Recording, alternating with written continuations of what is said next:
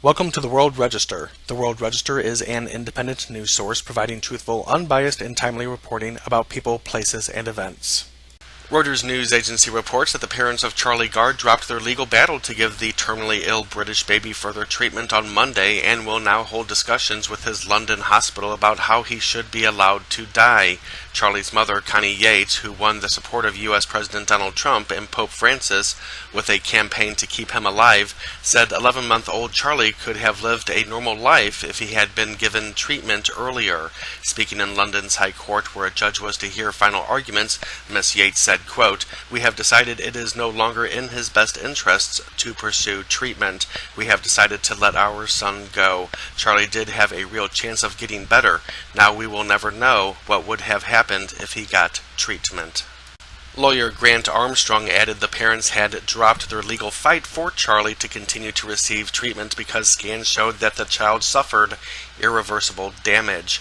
Mr. Armstrong went on to say, quote, "For Charlie, it's too late. Time has run out. Irreversible muscular damage has been done, and the treatment can no longer be a success. Charlie has waited patiently for treatment. Due to delay, the window of opportunity has been lost." End quote.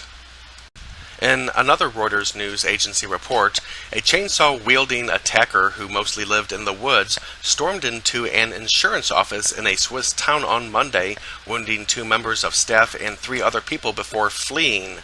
Police put the center of Schaffhausen into lockdown and launched a manhunt for the suspect they identified as 51-year-old Franz Russis. Police Major Ravi Landholt told a news conference, quote, "This is not an attack against a hypothetical person. This is clearly against people from the insurer," end quote. He added that the exact motive was still under investigation. According to the report, 2 of the victims were seriously injured, but their lives were not in danger. And Breitbart News Network reports today that a World War II veteran suffered an injury while defending his home's American flag from assailants who pushed him to the ground. Howard Banks heard a noise outside his home and went out to investigate.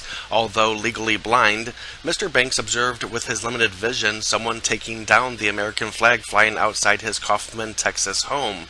The incident occurred on July 11, shortly before his 92nd birthday.